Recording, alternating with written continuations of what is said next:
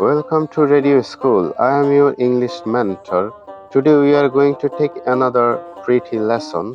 Any question related to the class, we will inform commenting so that we can remove the doubt completely. So let's get started. Florence Nightingale wanted to be a nurse with a view to.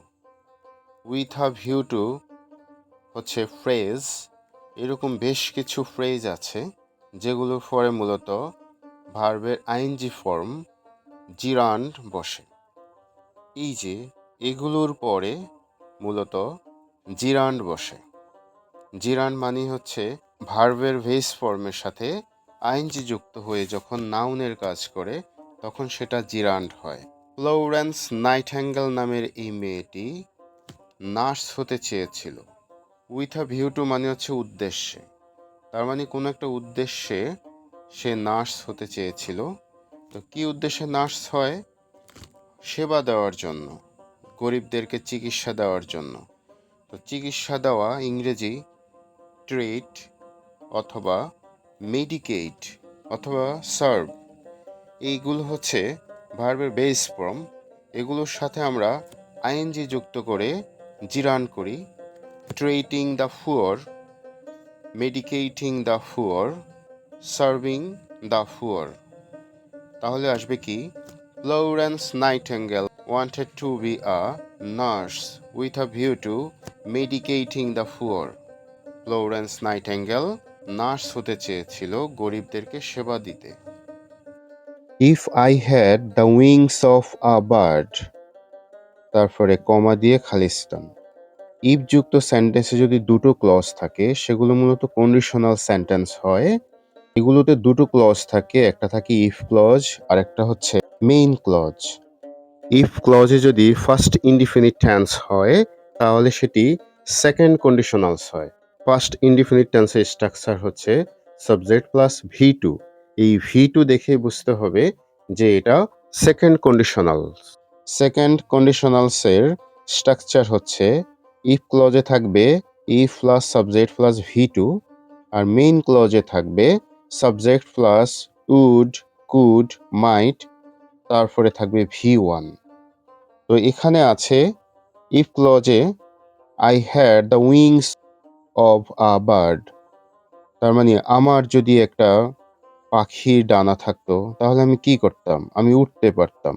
I could fly in the sky, আমি আকাশে উঠতে পারতাম।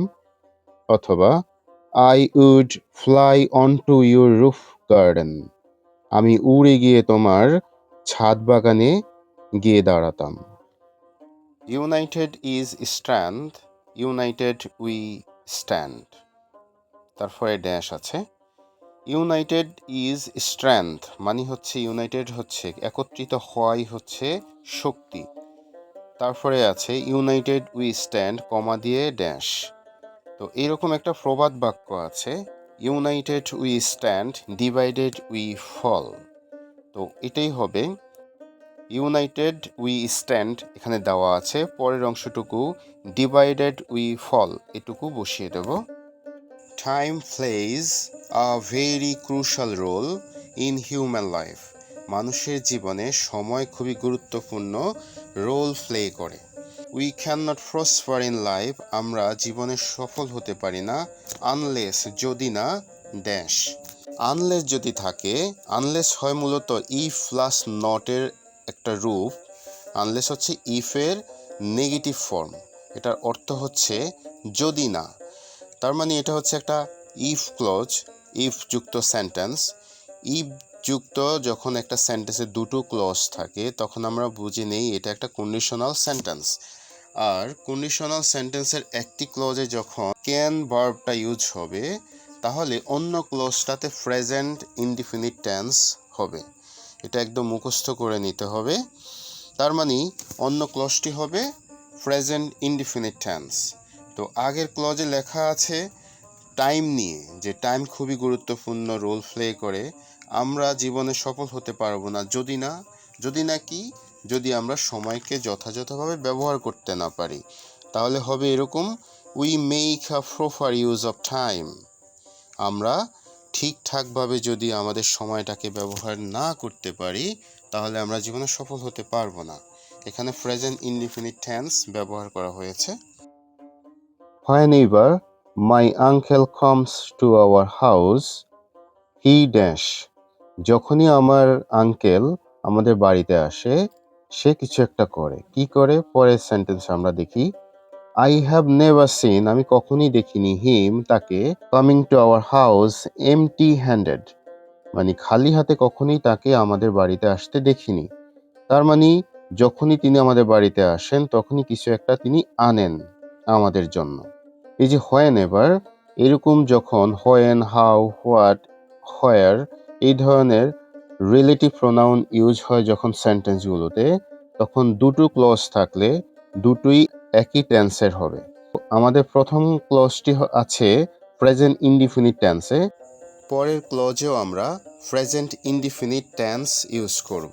তো আমাদের জন্য তিনি কিছু নিয়ে আসেন, এটাই আমাকে লিখতে হবে। He brings of lots of things for us, অথবা He brings of numerous things for us, অথবা He brings of lavish things for us, তিনি আমাদের জন্য অনেক কিছু নিয়ে আসেন। It is high time you dash. এটাই সেরা সময় বা সর্বশেষ সময় কিছু একটা করার। কি করার? পরের সেন্টেন্সে আছে it is detrimental to health, এটা ক্ষতিকর আমাদের স্বাস্থ্যের জন্য। তার মানে এটাই সেরা সময় আমাদের স্বাস্থ্যের জন্য যে জিনিসটা ক্ষতিকর সেটাকে বন্ধ করে দেওয়া। তাহলে এই যে দেখছি ইট ইজ হাই টাইম, এটা থাকলে তারপরে যদি সাবজেক্ট থাকে তাহলে আমরা সাবজেক্টের পরে V2 বসাই, অর্থাৎ ফার্স্ট ইনডিফিনিট টেন্স ইউজ করি। আর যদি টু থাকে তাহলে ইনফিনিটিভ বসাই, অর্থাৎ 2 + V1। আর যদি দুটোর একটাও না থাকে তখন আমরা যে কোনোটা বসাতে পারি। আর এখানে যেহেতু সাবজেক্ট দেওয়া আছে তার মানে আমরা সাবজেক্টের পরে V2 বসাবো। স্বাস্থ্যের জন্য যেটা ক্ষতিকর সেটাকে আমরা বন্ধ করে দিতে হবে। বাক্যটি এইরকম হবে, it is high time you stopped smoking, অথবা ইউ স্টপ সামথিং, যেটা কিনা আমাদের শরীরের জন্য ক্ষতিকর। The box is very heavy, are you strong enough dash. বাক্সটি খুবই ভারী, তুমি কি যথেষ্ট শক্তিশালী এটা বহন করতে? তুমি কি যথেষ্ট শক্তিশালী? এমন কিছু হতে পারে।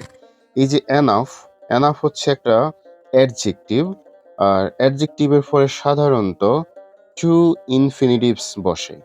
টু ইনফিনিটিভস মানে হচ্ছে 2 + V1। ক্যারি করা বা বহন করা এখানে বোঝাবে। তাহলে আমরা এইভাবে বসাতে পারি, are you strong enough to carry it, অথবা টু ফুল ইট, এটা টেনে নিতে তুমি কি যথেষ্ট শক্তিশালী, অথবা to take off it. John is fond of reading, John পড়ালেখার প্রতি আসক্ত। Whenever he goes to the book fair, তারপরে ড্যাশ। তার মানে হোয়েন এবার দ্বারা দুটো ক্লজ যুক্ত আছে, রিলেটিভ প্রোনাউনগুলো দেওয়া আছে। এগুলোর দ্বারা যখন দুটো ক্লজ যুক্ত থাকে তখন উভয় ক্লজে সেম টেন্স হয়। হোয়েনেভারের সাথে প্রথম যে ক্লজটি আছে সেটাতে প্রেজেন্ট ইনডিফিনিট টেন্স আছে, তার মানে ফরের যে ক্লজটি হবে সেটা প্রেজেন্ট ইনডিফিনিট টেন্স দিয়ে গ্যাপ পূরণ করতে হবে। যখনই সে বইমেলায় যায় তখন সে কি করে? তো যে বই পড়ার প্রতি আসক্ত সে অবশ্যই বই কিনবে, সে প্রচুর বই কিনে। He collects a lot of books. Rima is a good singer, Rima হচ্ছে একজন ভালো গায়িকা। She sings so well that, সে এতই ভালো গায় যে যখন কেউ খুব ভালো গায় তখন কি হয়? সবাই তার প্রতি মুগ্ধ হয়, এরকম কিছু হবে। আমরা জানি যে কোনো সেন্টেন্সে দুটি ক্লজ যদি so that, in order that দ্বারা যুক্ত থাকে তাহলে পরের ক্লজে আমরা সাবজেক্ট প্লাস ক্যান অথবা কুড প্লাস V1 বসাই। আর যদি সো ডট ডট দ্যাট এটা থাকে তাহলে আমরা ক্যান নট অথবা কুড নট বসাই, তারপরে V1, অর্থাৎ নেগেটিভ একটা ক্লজ হবে আর কি পরে। যদি প্রথম ক্লজে প্রেজেন্ট ইনডিফিনিট টেন্স থাকে তাহলে পরের ক্লজে আমরা ক্যান ইউজ করি। প্রথমে যদি ফার্স্ট ইনডিফিনিট টেন্স থাকে তাহলে আমরা কুড ইউজ করি। তো এখানে যেহেতু প্রথম সেন্টেন্সটি শি সিংস, এটা প্রেজেন্ট ইনডিফিনিট টেন্স, তাই আমরা পরের সেন্টেন্সটি ক্যান দ্বারা একটা ক্লজ তৈরি করব, নেগেটিভ একটা ক্লজ। তো ক্লজটি কিরকম হতে পারে? সে এতই ভালো গায় যে কেউই শোনা বন্ধ করতে পারে না, তার গানটা শোনা বন্ধ করতে পারে না, শুনতেই থাকে। Nobody can stop listening. এখানে ক্যানের সাথে নট বসায়নি, কারণ নোবডির মধ্যেই নট আছে। নোবডি নিজে একটা negative sense. Since Bangladesh is an agricultural country, তারপরে দ্বিতীয় ক্লজে ড্যাশ আছে, দ্বিতীয় ক্লজটি দেওয়া নেই। তো দ্বিতীয় ক্লজে কি বসবে? সিন্স যখন যেহেতু অর্থ প্রকাশ করে, সিন্সের যদি অন্য নিয়ম আছে, অন্যখানে সিন্স মূলত সময় বোঝায়, কিন্তু এখানে সিন্স যেহেতু বুঝিয়েছে। সিন্স যখন যেহেতু অর্থ প্রকাশ করে তখন এটা দ্বারা যুক্ত উভয় ক্লজে সেম টেন্স হবে। তাহলে এখানে আমরা আগের ক্লজটি যেহেতু প্রেজেন্ট ইনডিফিনিট টেন্স, দ্বিতীয় ক্লজে প্রেজেন্ট ইনডিফিনিট টেন্স দ্বারা গ্যাপ পূরণ করব। তো গ্যাপে কি হতে পারে? We should put emphasize on our agricultural sectors. আমাদের উচিত আমাদের কৃষি খাতের উপরে আরো জোর দেওয়া। তার মানে এইভাবে আমরা মনে করতে পারি আমাদের ইকোনমি এগ্রিকালচারের উপরে ডিপেন্ড করে। Hour economy depends on agriculture.